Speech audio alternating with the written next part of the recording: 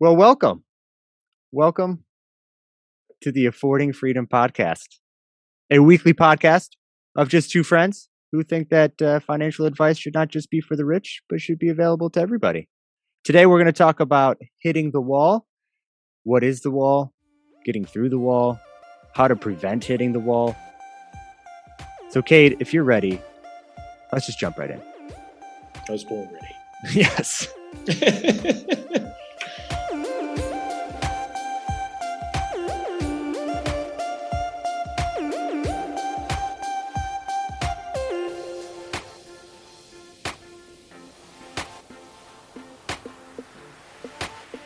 Beautiful. Hey, it looks like a great day in Texas. Was it nice and sunny there? You know, it was pretty miserable yesterday.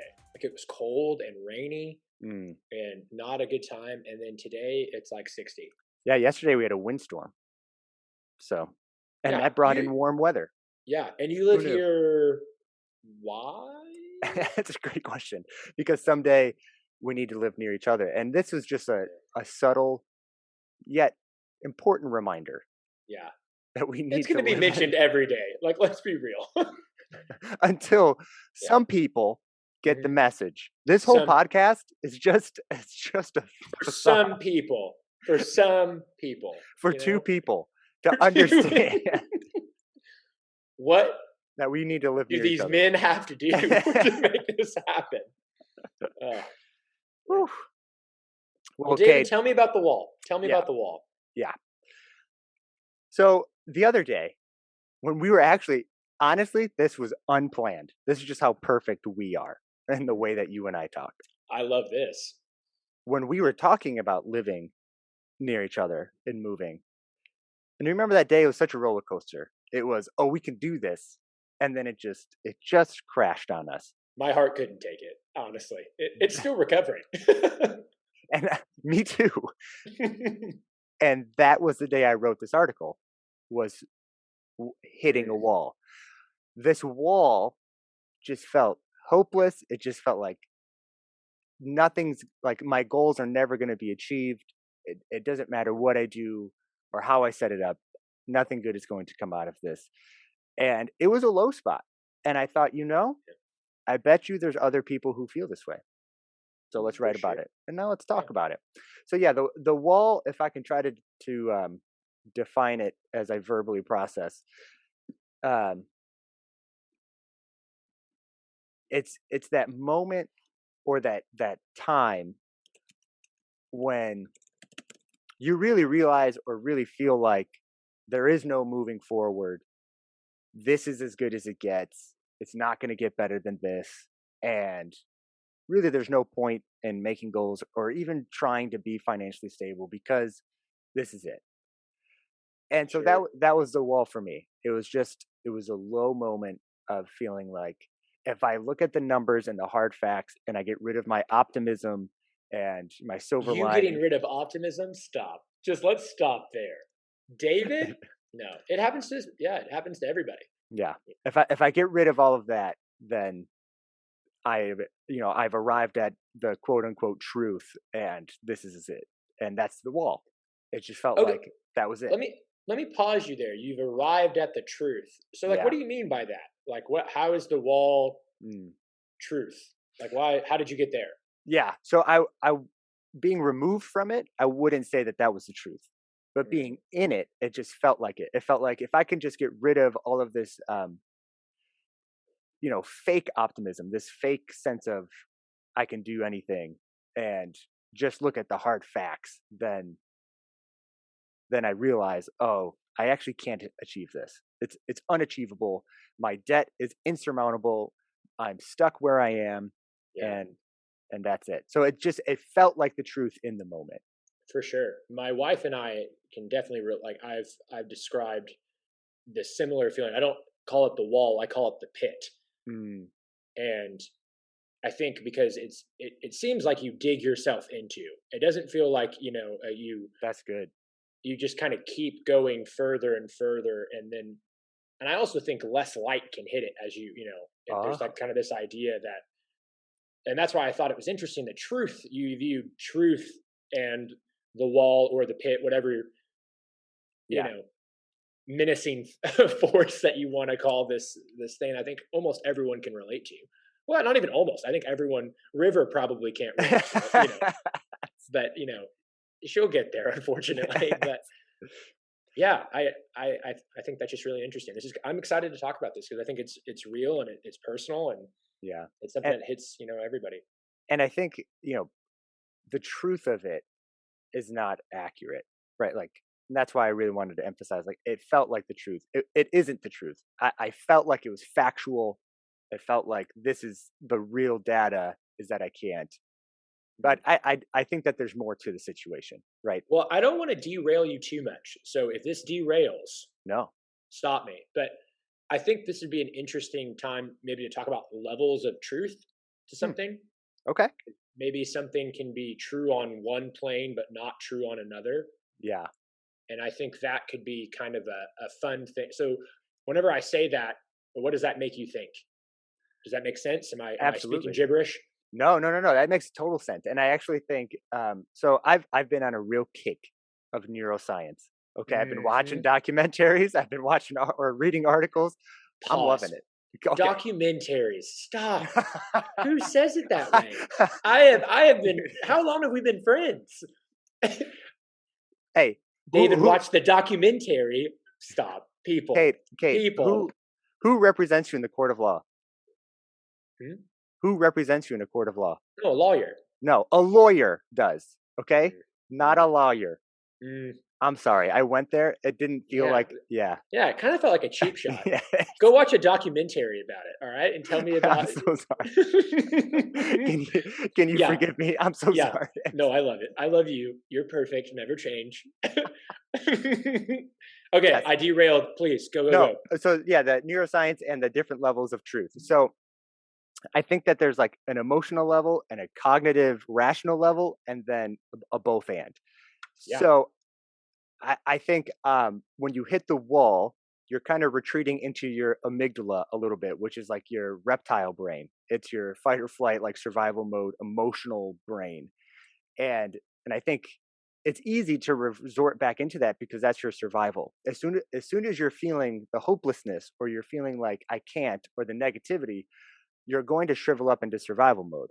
And I think that's what Sure. you're really tapping into, and that's what I was tapping into, is in that level without tapping into any other part of my brain, without really being conscious or reflective or taking a moment to pause. It felt hopeless, and that feeling was all consuming. And so it felt like truth. I think, Yeah, that makes sense. When you can't see anything else by it, it becomes kind of the truth. Yeah, yeah, for sure. yeah, I think that's kind of the pit, and that's why I like the pit mhm, analogy a little bit because I think, yeah, totally. It's kind of like talking to a toddler. And if the toddler is so worked up, you can't mm, really be like, let's just sit down and think about this rationally. Why you don't have your lollipop anymore? You kind of have to, get them out of the state of panic yeah, and then you can kind of rationalize. But I think for me what's interesting is I have a different experience with that where you said the lizard brain, the amygdala, gets you in the pit, if you will, or lets you hit the wall, and then you're not able to use really the rational part of your brain, the deeper functions of your brain, and that's why you can't get out of it. mm. And I almost have the opposite reaction. I have the Interesting. lizard brain gets me in. I totally agree that fight or flight, something hits you hard, you know, you're going to shrivel, you're going to, lash out, whatever it is. But it's almost the logical part of my brain that's tormenting in a way that actually gets Oh, me deeper into the pit. that is fascinating. And That's so very I don't relate at all to not being able to use my logic to get out. I kind of have to take a break from it's again for me it shifts down to perspective, but like that for is me I just keep digging myself into a deeper and deeper hole, yeah. And I think that that kind is of also, quicksandy. yeah, that is also relatable. Like I'm sure that there's tons of people who have those same experiences. And Sure. so for me, after, retreating back into the amygdala part, if I can reach out to, your prefrontal cortex, your logic reasoning side, then I can begin to reason into, oh, there is hope. I can get out of this. This isn't everything, there's and at the very least, there's more than this, right? Even if I can't logic into hope, I can at least logic into there's something out of this which is hopeful. Well, I think I'm gonna curious because how do you get? It feels like you there's something in between those stages. Like, Mm, how do you get from lizard brain to logic? Like, how do you get there?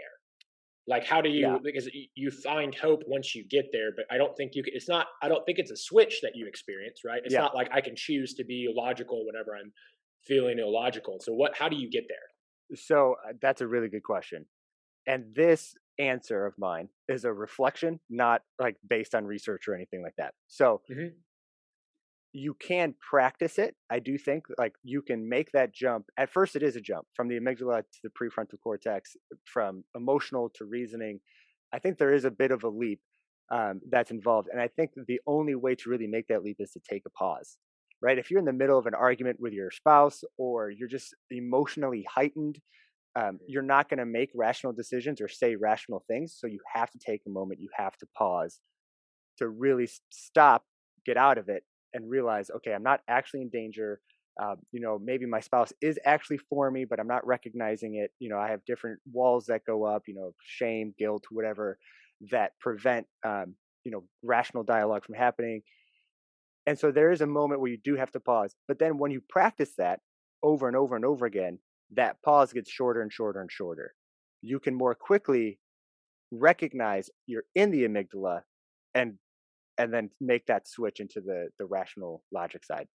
I love that. Yeah. And I think, uh, my brother and I talked quite a bit about a similar, have you heard of ketamine, by the way? We're kind of going a similar, um, so No. my brother, like mental disorders kind of run in my family. We've kind of have, we've had a schizophrenia, we've had autistic, we've had kind of, you know, Yeah. we have a good range of mental disorders on the side of the family. And one of the things, so my brother is manic, and so like Caleb is my guy, but his highs are really high, his lows are really low. And so, I mean, being around, my brother, being around manic high Caleb is quite possibly, you will never have more fun than being around.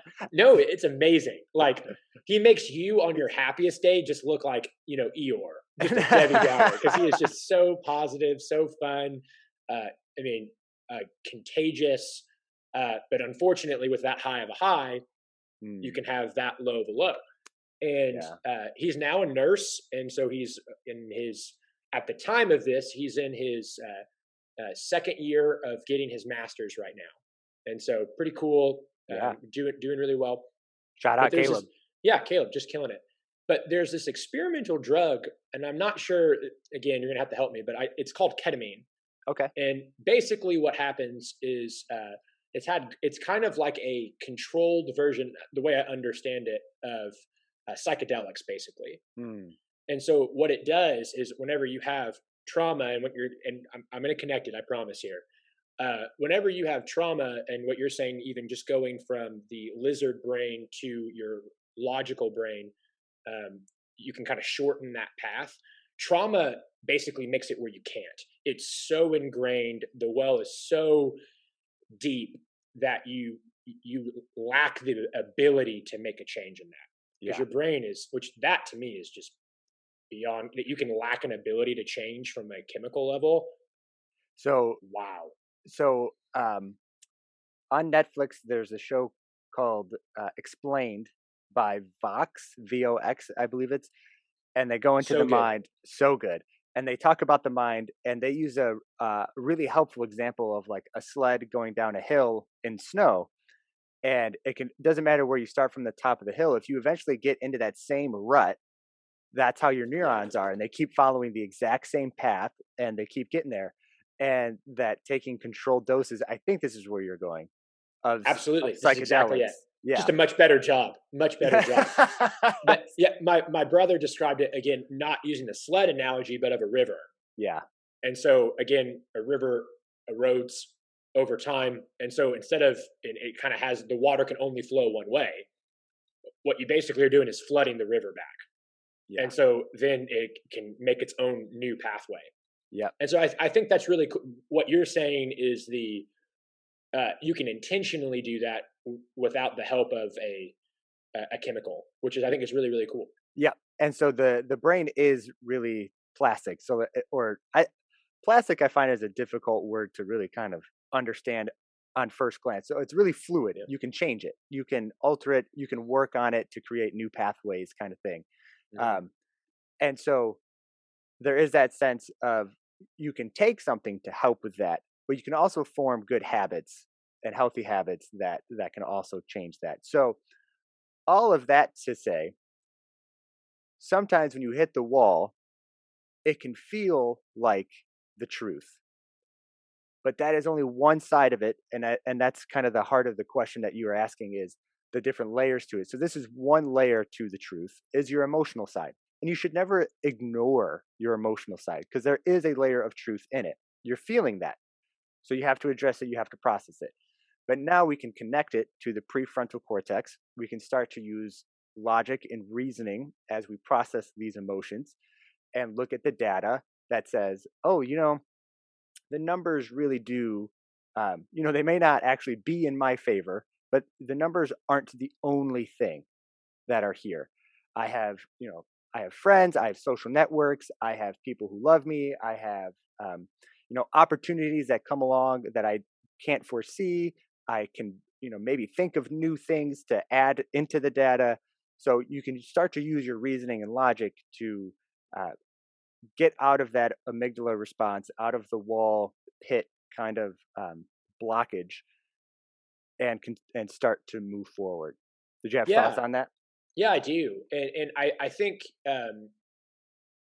uh, I think it might be Enneagram, kind of tying it back. I think Yeah. there are different responses. So we kind of have, head, heart, and gut, right? Yes. So Yeah. I can think something, I can process something by thinking, I can process something by feeling, and I can process something instinctually, right? Like I know it, I feel it in my body, and I think each whatever type that you represent, I think being able to do that looks different. I don't think thinking for me, trying to think my way out of a rut Yeah. is would be really harmful advice for me. What I need to Interesting. do is get into my body. So Mm. I need to like I need to feel like working out for me is the best mental thing I can do for me by a mile. Yeah. Now, Rachel working out is kind of like, she's like, well, I'm sweaty and I need to take a shower, but I feel nice. Like working out was good, but like, that's not really a stress reliever in a sense for her. Like Okay. she needs to feel it. Gotcha. Like she needs to really sit with it. And I think there's a, concept of, without getting too far down a rabbit hole, there's a concept of kind of, your shadow and embracing the shadow of who Yeah. you are and kind of embracing that pit. Yeah. Um, For sure. but yeah, I just wanted to highlight to our listener that whenever he's saying you could think it through, I just think there's also more. Again, there's always more options available to you, Yeah. right? And so I Yeah. think there's a way to think it through. If it's helpful to you, great. There's a way to feel it through, and there's also a way just to kind of get into your body to process that. And then there's also some variation of all three, right? Like Absolutely, yeah, you probably can't ever just work out and then you're good. You probably do need a moment of reflection and a moment yeah, of emotionally just letting it hit you and all of yeah, that. And same with me, right? Vice sure. versa. So that is, I think, a description of the wall and what it feels like, and maybe what's happening in your brain as to how we can get out of it. Um, Let's give a quick summary. If you had to summarize what we just yeah, talked about, because we went on a few different. So yeah. let's give a 2-sentence summary of a Oh working no. definition of the wall. So just Oh man. yeah, if we Two have sentences. the wall, the pit, whatever it is, what is it? What's the keynote from this thing that I think everyone can relate to? It is a feeling of hopelessness that is all encompassing. I love it. Did I say that word right? Encompassing. I think you messed up, but I was going to let it slide. Yeah. You No, know, that's that's fine. great. Words are I hard. appreciate I it. agree. I agree.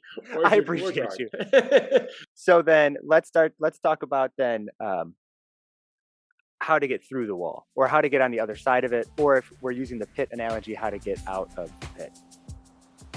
Yeah, I think that's great.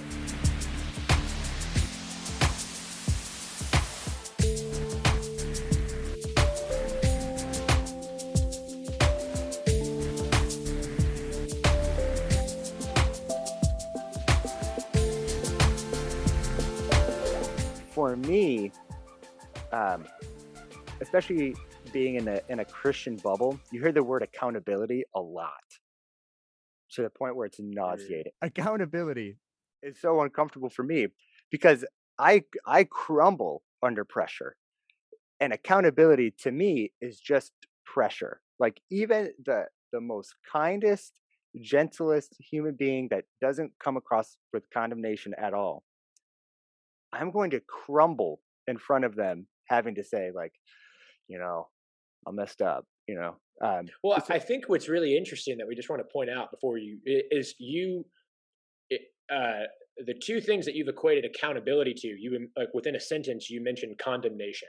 yeah, Are those things linked? to Or me, yeah, okay, why?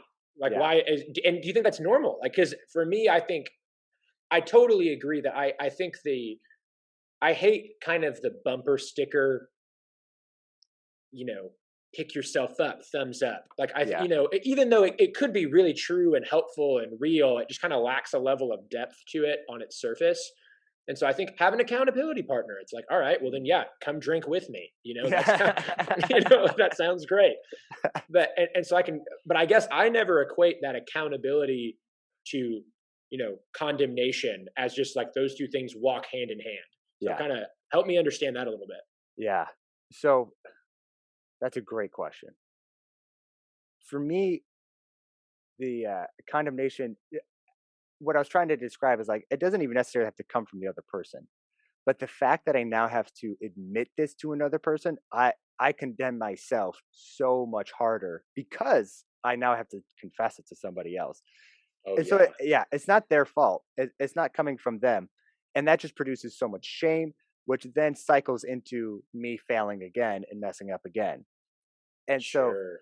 so when I think of accountability before the wall, right? So the reason I even brought accountability up was because if you're making a budget for your personal finances, or you're saying I'm not going to spend on the credit cards or whatever it is, and you decide that you're going to have an accountability partner, someone who's going to hold you responsible for your spending, um, and then you mess up, like man, that might do more harm than good, e- especially if you're like me. And I fully Mm. acknowledge people might not be like me, but No, I think that's good. I think for so many of us, like the harshest critic of ourselves is yeah, ourself, right? Like exactly.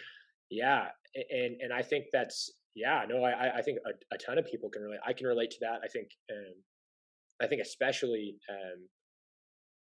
the spiral that you're mentioning, kind of the Yeah, bad habit loop, if you will. Just like there's good habit loops, there's bad habit loops that are just kind of um, perpetuated in nature. And yeah, those are harmful and they hurt. And yeah, so we're talking about before the wall, you have this accountability that's actually more harmful than good for you personally.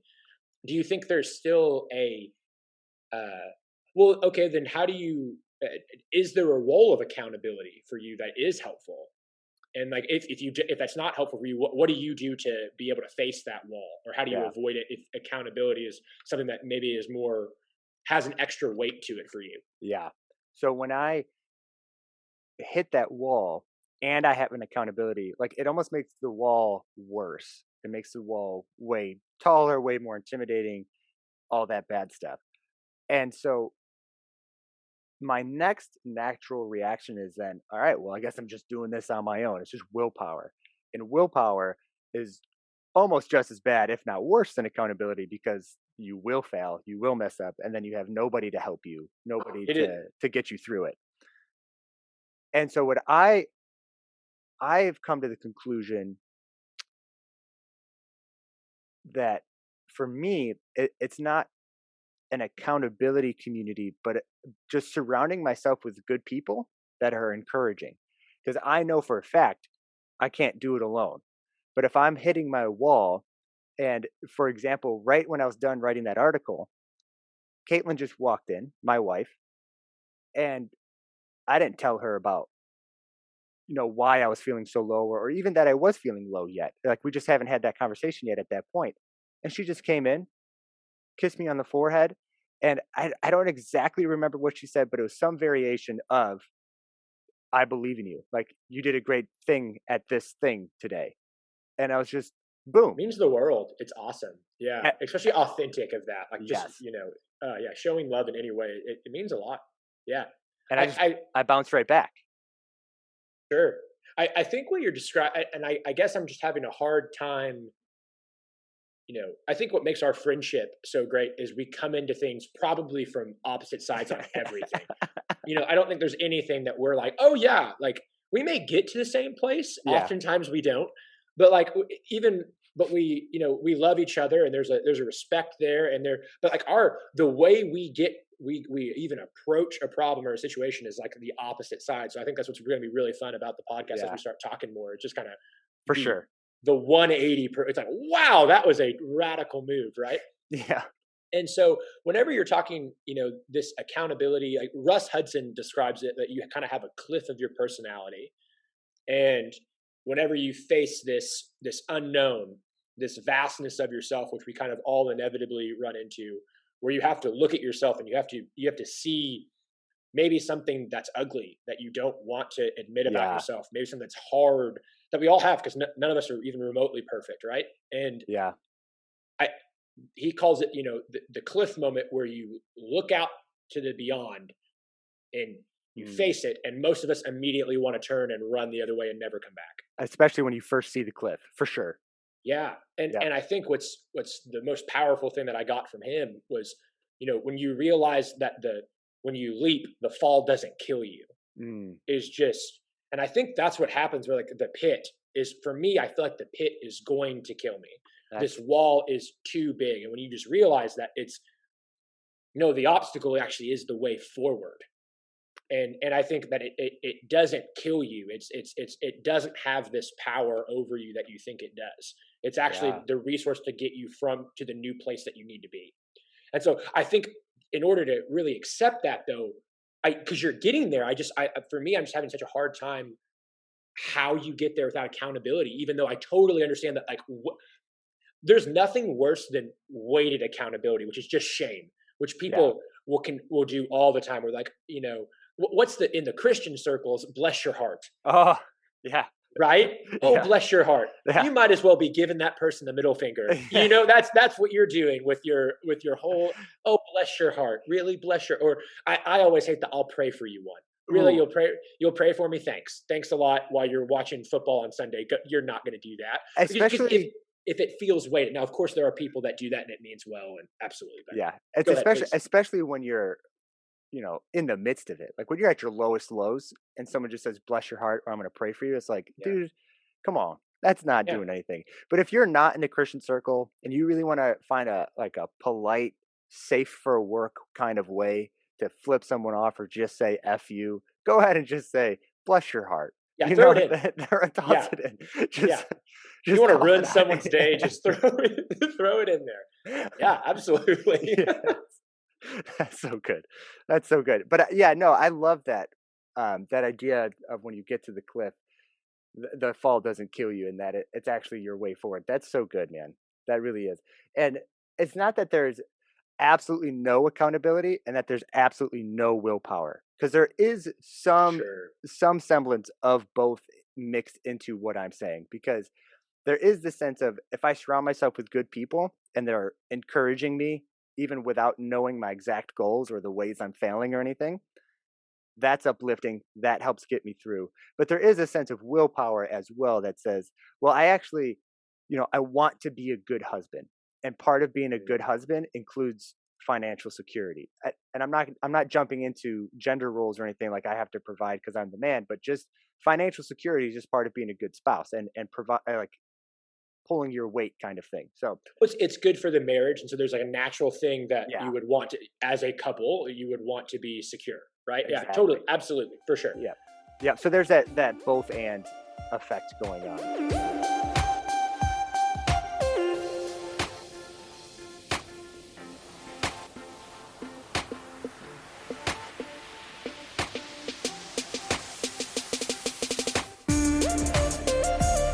There's one point that I think also that I'd like to mention, which is there's a difference. Like, you can be really right about something and be completely ineffective.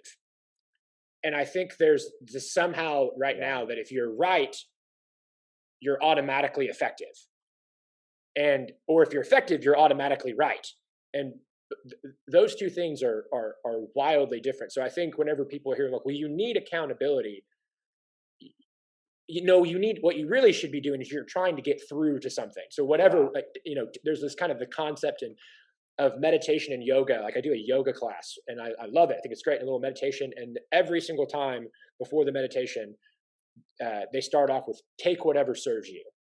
And I just love that concept of like, what I'm saying might not be helpful. It may be completely, hold it lightly, but just if it can help you and it can serve you, please take it and use it. I love that. Yeah. And so I think whenever people are hearing that, it's like there's a difference between being right and being effective. And so when we're talking about, I think that just helps me kind of understand a little bit better. 100%. That's a really good realization and thing to point out, for sure. So then we acknowledge the wall, we see the wall, and then we get through it, right? We survive it. We survive the pit by recognizing there are those around us that support us. There are reasons why it's worth getting to the other side of the wall. And that does require a little bit of strength, and it does require a little bit of accountability, no matter how you are. And let me tell you, I think I'm like the weakest of the weak when it comes to being emotionally resilient or like persevering like that. But if I can do it, I promise you, if you can find the right people to surround yourself with, if you can take a moment to reflect on what's on the other side of the wall, I promise you, you'll keep going. You won't feel better. You might still feel like crap and hopeless. Sure. But you'll keep going. Well, I think that's great. And I think there is something to, well, one, before we get here, I do want to talk about, just from your personal experience, because this has happened to me a ton, and then maybe we can dive in, unpack it a little bit more. But have you ever had a wall or the pit actually not be there, you just created it? So because what we're kind of viewing right now is that external situations are the wall. Are there ever internal walls or something? Because again, I think the cliff analogy, especially, like whenever I face something, normally it's like, sure, there are external situations that can reflect that and make me look inward, but external situations have nothing over internal demons, and at least for me, like I can face whatever I need to outside. Inwardly, I think that's almost for sure. That's the final frontier, right? And so, but have you ever experienced kind of creating a wall, and then after you've gotten through it, you're like, wow, that was actually literally just me playing myself in that way? Yeah. I would almost argue that what we've been talking about is more self-created, at least. And I don't think I clarified that. So I think this is good to talk about. But what I am talking about, the wall specifically when it comes to, our personal finances, is I made the budget and then I blew through the budget. And now hence why the accountability is so hard. Yes. And there's a sense of ownership with it. And there's a sense of internal, like, oh, I built this. I did this to myself kind of thing. And there's no doubt that there are external things that happen as well that might even make it feel more hopeless. So in a way, I want to follow your train of thought, and I want to go to our internal walls that you wanted to talk about.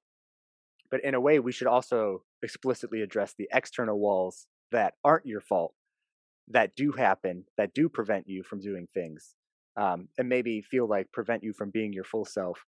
But let's get to that later. Let's finish your train of thought. What were you talking about with the internal walls of your own building? Well, I think for me, it's really,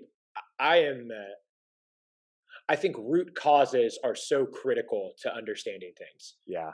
And I find myself often, thinking I'm addressing a root, but I'm really just addressing a bandage. Like, it's just kind of a Band-Aid on an open wound. It's like, well, that doesn't really makes me feel better about something, but it's not very effective. And so I think often the external will force something, because if I, in my arrogance and at my lowest, whenever I feel like I'm in control of something, it's really just a sense of control. Yeah. Whenever I can control the outcome of something, I feel I can manufacture my fortress, if you will, and my own walls, and so I'm keeping myself, but at least it's a prison that I'm in charge of building. Gotcha. Yeah. Right. Versus whenever this external wall inevitably breaks through, and it's actually I have to look at myself in the mirror. Interesting. But it's in my ignorance for a long time, and whenever I'm just not wanting to own what I need to own, it was really easy for me to put it on someone, like slip into a victim mentality. Ooh. Like just really, really easy for me to kind of slip down that path where it's like, well, yeah, I acted this way, but no, but really, would you look what he did? Would you look what she did? Like, yeah. And so I kind of wanted to talk about like what role that has to, if you can relate to that experience, if at all.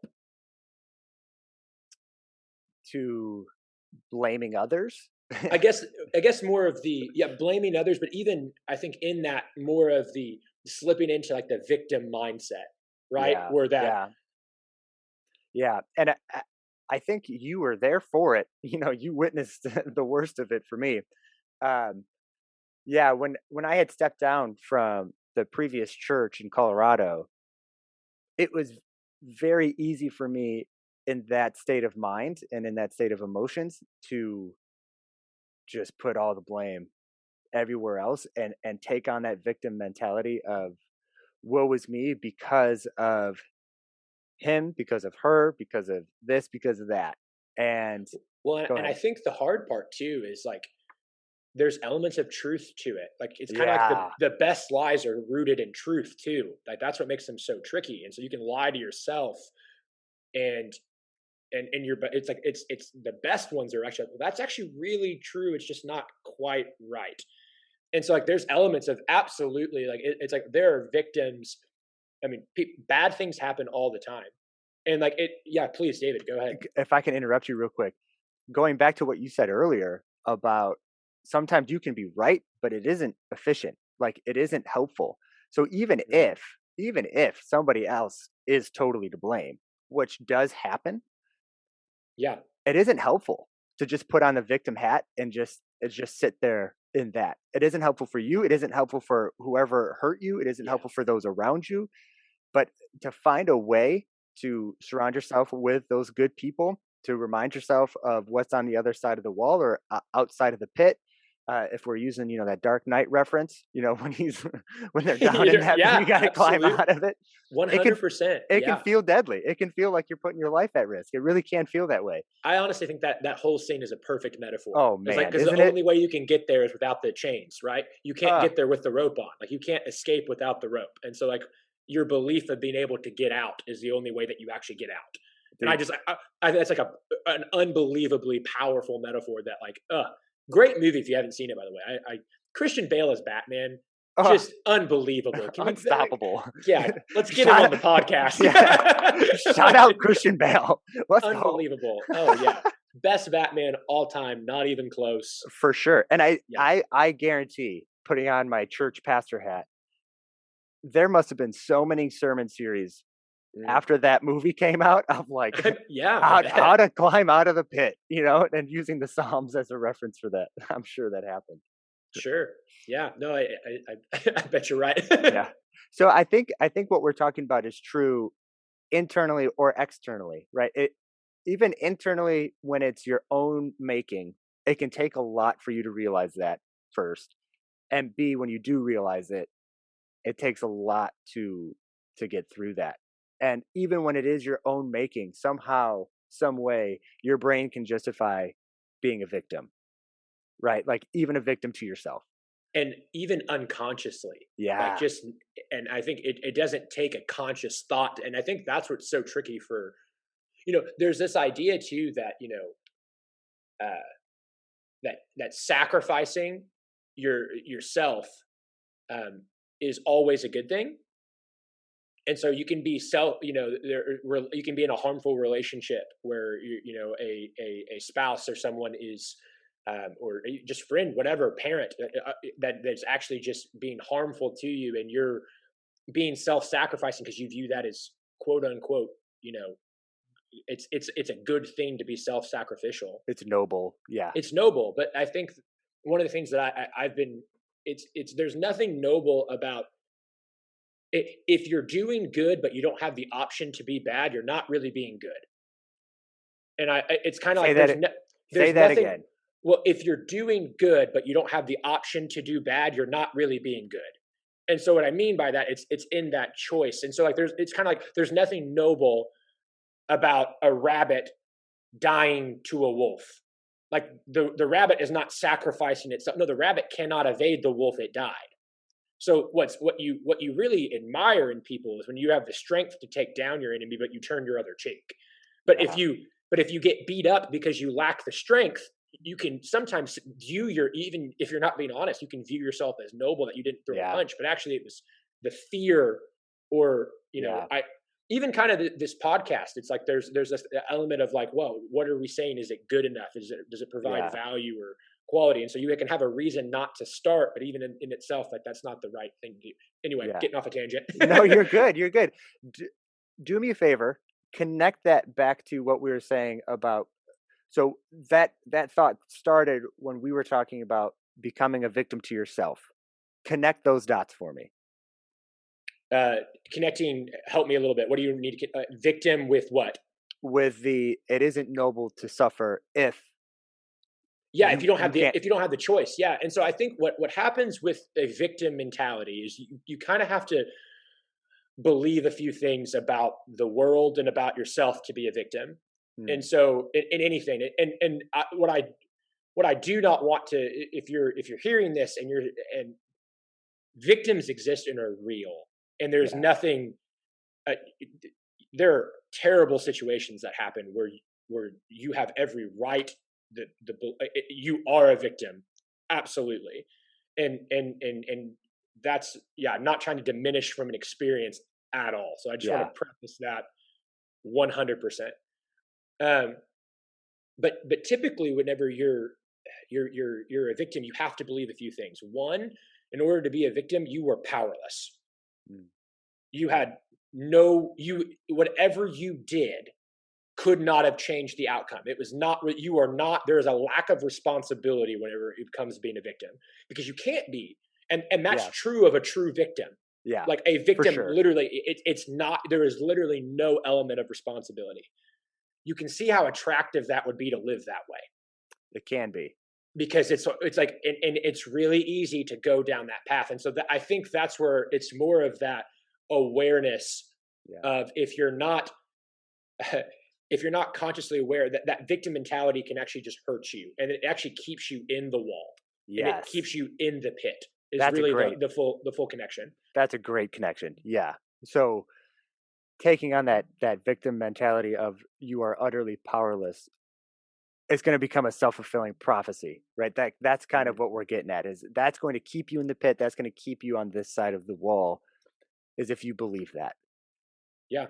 And I'm not sure that there are too many people out there that can convince themselves otherwise. I theorize that people need other people to speak truth to them, to say, you have the power.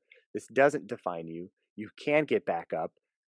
We will help you, right? Like, you need a good sense of community around you to help get you up out of that. What do you do if you feel like you're lacking in community, right? Because I know so many, I mean, especially now, so many people, like, I mean, the suicide rates for young kids is high, and it's people are lonely. Like, we're more connected ever than we've ever been in history, and then we're also lonelier. Mental illness is higher. Depression rates are higher. I mean, it could. There's obviously, it's more acceptable to talk about these things, which is great. Yeah. But also, I mean, it's a reality that people, whether true or not, the perception is you're lonely. You lack that community. What do you do? What do you do if you don't have people speaking into your life? That's an amazing question. And I think it's a good time to take a quick break. And then on the other side of the break, we're going to talk about that question. I love it.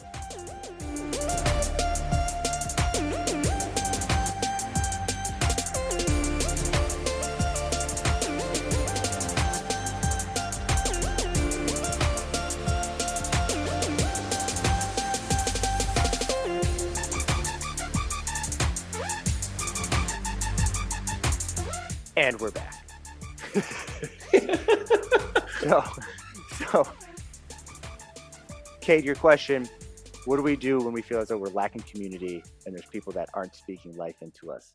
Which is a reality that, I mean, someone listening to this 100% is lacking in that. Yeah. I mean, it saddens me that I hesitate to say join a church because and that's a hard statement right there. It is. As a pastor, I love the local church. I bleed for it. I want nothing more than to see the local church thrive. And it hurts me to say, I'm not sure you'll find community at your local church. I'm not sure. So it's not a guarantee that if you go to the local church, you're going to find community. That being said, I do think the local church is the hope of the world and that there's potential there. If you really have nobody speaking life into you, seek help. And I say that with a sense of sincerity. That's not a joke. That's not sarcasm. There's nothing wrong with help. Everyone needs help. Seek professional help because you need somebody speaking life into you. And if you feel as though, and because, this is an appropriate place to talk about personal finances, if you feel as though you cannot afford it, right? There are local churches where the pastors do that for free. And granted, yes, you're getting slanted counseling, biased counseling in that way, but you still need somebody speaking life into you. And, depending on where you're at, why not? Kind of thing. No. And as I'm verbally processing, I don't quite feel settled on that answer. I want to just put that out there. I feel like there's more to this. So I do want to hear, what do you think, Kate? Where can somebody find somebody to speak life into them?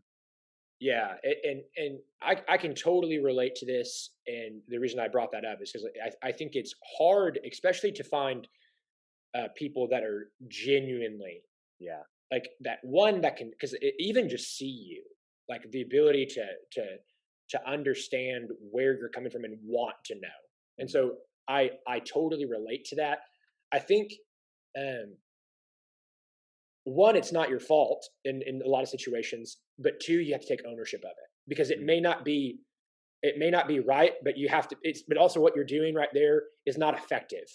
And so what I mean is you have to seek it out actively. And honestly, it's kind of not even from a Christian context here, is go serve.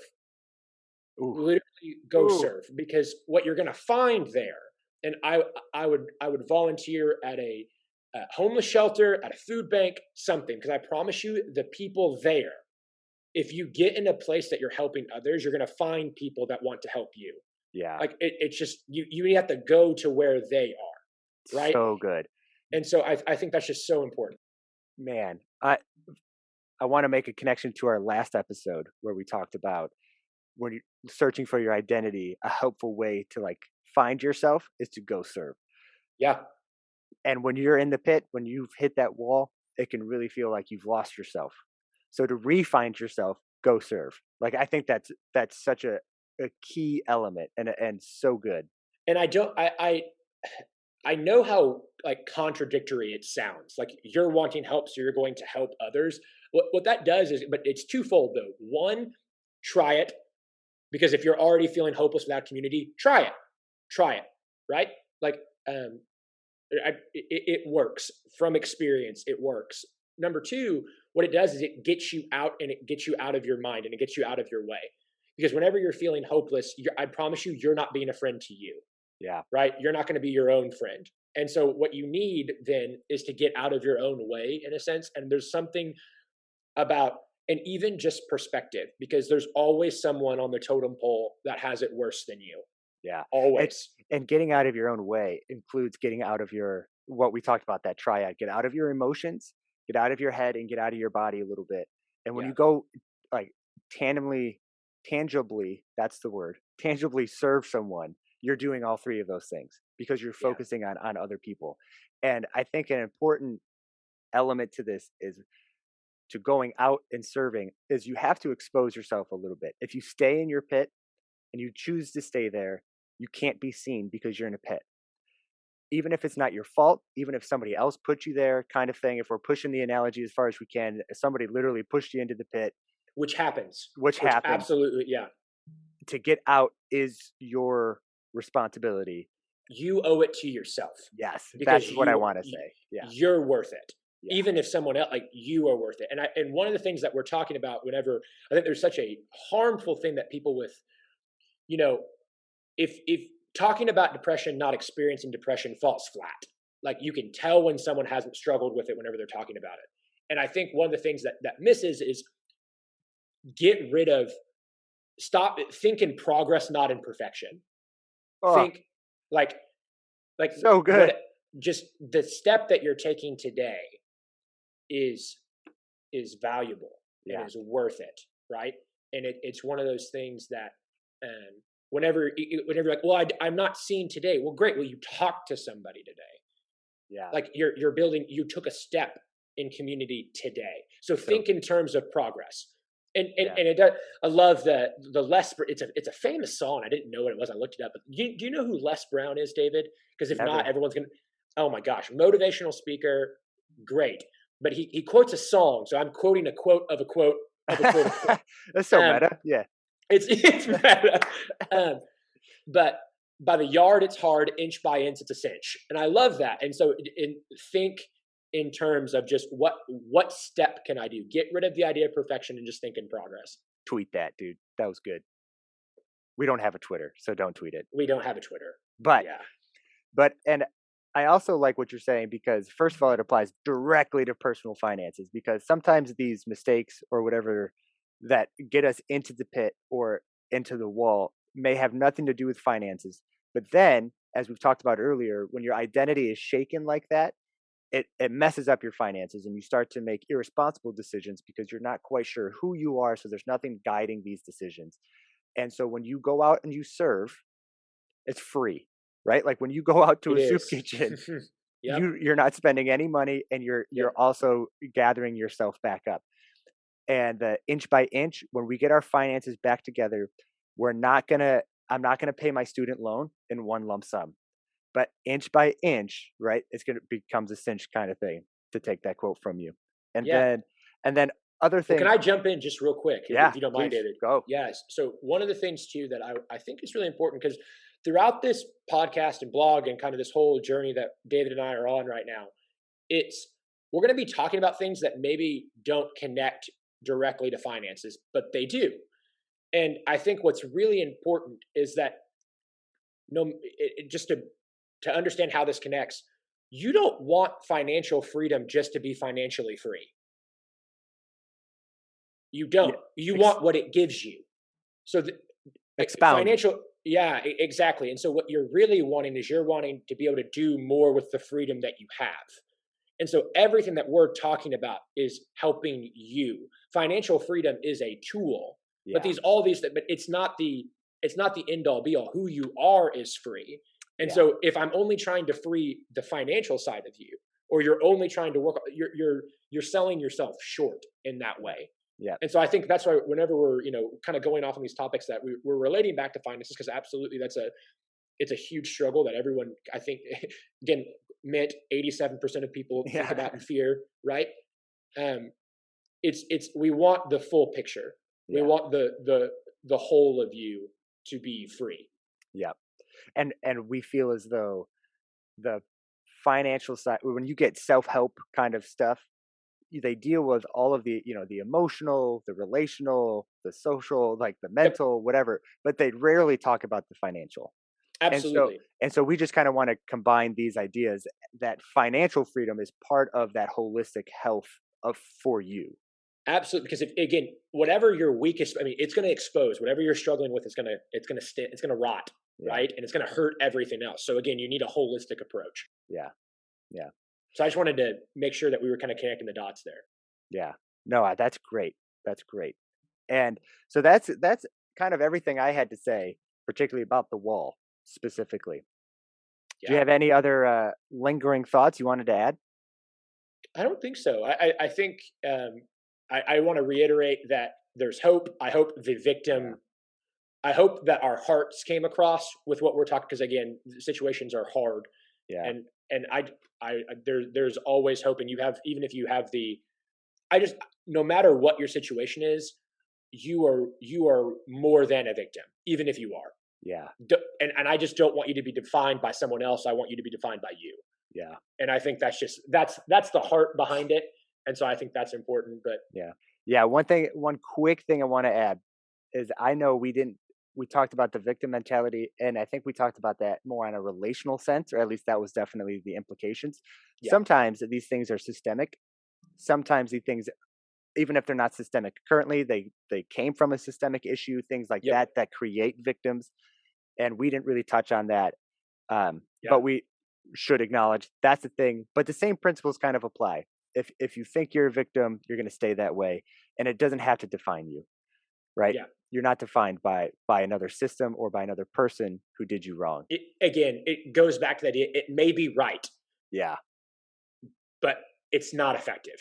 Let us know in the comments too. Like, we'd love to hear from you guys and guys and gals, and we'd love to connect with you. And if you are feeling like you're lacking community, please join in. Like, let us know. Let us talk. We'd love to do it. We literally have a pastor right here. We have one on staff. Yeah. He's right there. He's right there. Yeah. And so, that's good. Well, Cade, that feels like a good place to put a bow on it. Next week, Cade, we're going to be talking about the art of savings. Yes, we are. Sometimes when we relate to money, we have that victim mentality, and that kind of flows over into our relationship with money. Cade, take us one step deeper. What are we talking about next week? Yeah. So the art of saving is not, it's a series that we have on the blog, first of all. So if you kind of want a little sneak peek, go ahead and check out the blog and take a look. But really what we're going to be doing is we're going to be focusing on the relationship you have with money, really unpacking that. And then even if you don't think you have an identity rooted, that your lack of identity is actually an identity that we're going to unpack. So I'm excited to talk about it. I think it's going to be really helpful. And I think it'll be good. That'll be great.